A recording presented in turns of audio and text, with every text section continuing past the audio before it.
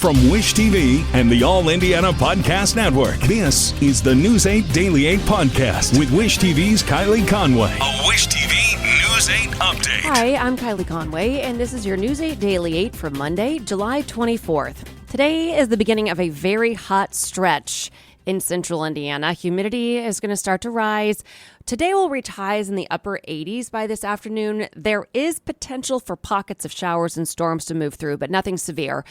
Going forward the next several days, we're going to see highs reaching triple digits with little relief in the overnight hours. Police say a man is in critical condition after an overnight shooting in Indianapolis. Police say they detained 3 people. Around 10:45 Sunday night, officers heard several gunshots fired. They responded quickly to Breen Drive near 38th and Post, where they found one man shot in critical condition. Officers then administered aid, and first responders rushed him to a hospital. They managed to detain 2 people at that scene and another person near 39th and North Post Road. It's unclear the roles of each person detained. However, police say they found multiple guns in the area. Police say there was a large scene at the Post Road location, and they're hoping to speak with anyone who may have witnessed something. Police confirm a man found dead in a pond on the west side of Indianapolis had been shot. Police say someone spotted the body yesterday morning in the water off Hillcott Lane in a neighborhood just north of the airport. Officers tell us the situation all started early Saturday morning with an argument between the man and a homeowner. Someone fired shots and the man left. Officers found his car, but not him. Then officers returned Sunday with the discovery of the body in the pond. No word yet on the man's name or who shot him.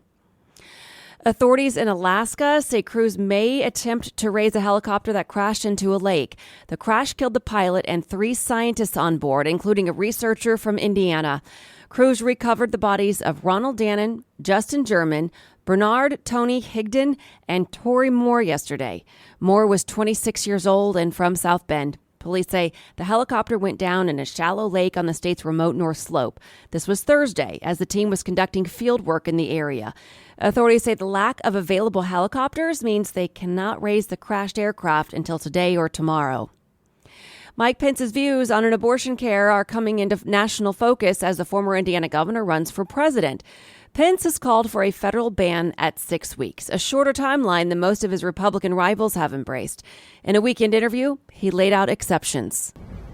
I'm pro-life, but I've always recognized and accepted abortions in tragic circumstances, rape, incest, the life of the mother. In cases like an ectopic pregnancy where the child simply cannot survive, I would assume that that would be covered by the life of the mother exception. But in cases where it is simply the subjective judgment of a physician or a percentage potential, I always want to err on the side of life. I want to give that unborn child every chance at life. In the same interview, Pence answered questions about his former boss, President Donald Trump. Pence said he's not yet convinced that Trump's actions surrounding the Capitol riots were criminal. He described Trump's actions as reckless and said he thinks history will hold him accountable. Pence will not have the backing of another prominent Indiana Republican in his bid for president. From All Indiana Politics, Representative Jim Banks is standing fast in his backing of Trump. Banks also talked to our government reporter Garrett Berquist about the state's biggest race. Banks was in the state Senate when Pence was governor, but as a member of Congress, he's been one of former President Donald Trump's most vocal supporters. He tells me that won't change. I've known Mike Pence for a long time. I respect him and appreciate what he's done for our state and our country. I fully support Donald Trump for president and believe he's the front runner for a lot of reasons, but the biggest reason is that he's a fighter for America. I fully expect him to be the Republican nominee and believe that he will beat Joe Biden in the November election in 2024. He has my full support. Do you plan to make any endorsements in the gubernatorial race? I know all of the candidates. They all bring a lot to the job and all have strong backgrounds. And I'm not going to say that I'll never get involved, but at this point, I'm very focused on my own race to be Indiana's next senator. All Indiana Politics airs every Sunday morning at 9:30 on Wish TV. I'm Garrett Bergquist for Wish TV, wishtv.com, and like us on Facebook. Pence is one of 7 Republicans who've met the polling requirements to be part of next month's debate. Pence, Trump, Ron DeSantis, Nikki Haley, Senator Tim Scott, Tech entrepreneur Vivek Ramaswamy and Chris Christie have all reached 1% or more in at least 2 national and state polls. Several other hopefuls have reached that threshold in some polling, but have not checked all of the boxes. The debate is set for August 23rd. Elon Musk has begun the process of rebranding Twitter. Musk tweeted a photo of the Twitter headquarters overnight. It showed a projection of a big X. It's the new logo. The famous blue bird is out, and it is now an X. Musk has a history with the letter. His rocket company is called SpaceX, and he founded a startup in 1999 called X.com, now known as PayPal. X.com now points to Twitter.com. He tweeted last October that buying Twitter is an accelerant to creating X, the everything app. Twitter CEO, appointed in May, said yesterday X will be the future state of unlimited interactivity with audio, video, messaging, and banking. To the war in Ukraine, the country's defense minister is sharing his projections for how the war will end and Ukraine's bid to join NATO. Oleksiy Reznikov gave his first international television interview since the NATO summit. You might expect to join NATO in a year's time? It's just my forecast. Do you think the war will be won by next summer? Yeah. And we will win this war. The defense minister's comments come after a Russian attack on the Black Sea city of Odessa. Ukrainian officials say the strike early yesterday morning killed at least 1 person and wounded 22 others. Officials say at least 4 children were among the injured. In Colts watch, training camp starts this week at Graham Park in Westfield. Players check in tomorrow. The first practice is Wednesday. It'll be the first Colts camp for head coach Shane Steichen and the rookie class led by quarterback Anthony Richardson. Training camp runs until August 17th. Joseph Newgarden's dominating weekend in Iowa tightens up the IndyCar standings significantly. The Indy 500 champ won the Saturday race, then did it again Sunday. He's now within 80 points of Alex Palou, whose lead looked insurmountable 3 days ago.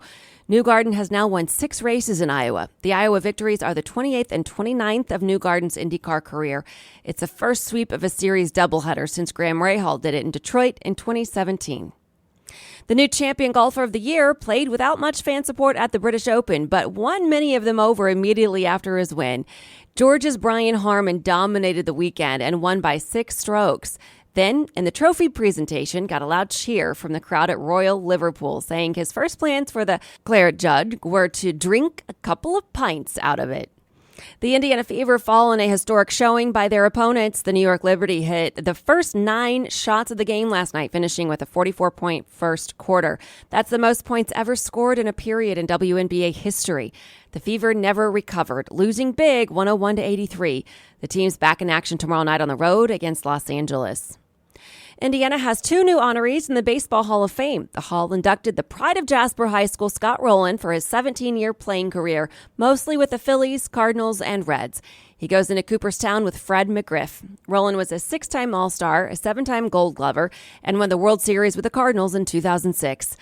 Also during Hall of Fame weekend, Anderson's Carl Erskine won the Buck O'Neil Award for his contributions to the game and society after his playing career ended. Erskine was an early supporter of the Special Olympics. The Carl and Betty Erskine Society also supports people with developmental and intellectual disabilities. And the excitement surrounding the releases of Barbie and Oppenheimer is paying off after a record-breaking weekend at the box office. Oppenheimer opened with $80.5 million, blowing past projections of $50 million. Barbie nearly doubled that, earning $155 million, marking the biggest opening weekend for a movie this year. The 2 films' success also helped Hollywood earn its biggest 3-day weekend since the pandemic began. And to business headlines, American Airlines raised its offer for a new pilot contract by more than $1 billion. Now it matches that offered to United Airlines pilots. American's pilots are scheduled to start voting on the current deal today. Tesla has started offering consumers 84-month auto loans after Elon Musk said the carmaker would have to do something about rising interest rates. The longer loans brings down monthly payments. While 84-month auto loans have been gaining in popularity, the trend slowed earlier this year, according to the credit reporting company Experian. More states are joining the trend of letting minors legally serve alcohol and bartend. There are at least 9 states, including Iowa, Michigan, Ohio, Kentucky, West Virginia, New Mexico, Alabama, Wisconsin, and Idaho, that have enacted or introduced laws that would allow minors 14 to 17 years old to serve alcohol. It's according to a report from Economic Policy Institute. Critics say it's just to get cheap labor. At a time when experts predict that 90% of the internet will be generated by AI, Wevo, the next-gen user experience research platform, suggests not trusting AI-generated drafts of content and experiences. Wevo says its third generation of user research tools, Wevo 3.0, released today, ensures that AI-generated products and experiences are well received by the target human audience. And for the 10th consecutive year, Southwest Airlines will offer special Shark Week programming on its flights as part of a partnership with Discovery Channel, the network that produces the special. Beyond the in-flight programming, Southwest is also organizing shark-themed pop-ups at airports. This has been your News 8 Daily 8 for Wish TV. I'm Kylie Conway, online at wishtv.com, and like us on Facebook when you search Wish TV. This is the News 8 Daily 8 podcast with Wish TV's Kylie Conway. A Wish TV News 8 update on demand. For even more, on demand and on the go. Connect with Wish TV on Facebook at wishtv.com and on the free Wish TV mobile app. Thank you for listening, and be sure to like, subscribe, and follow this podcast for updates every weekday morning on the All Indiana Podcast Network and wherever you get your podcast.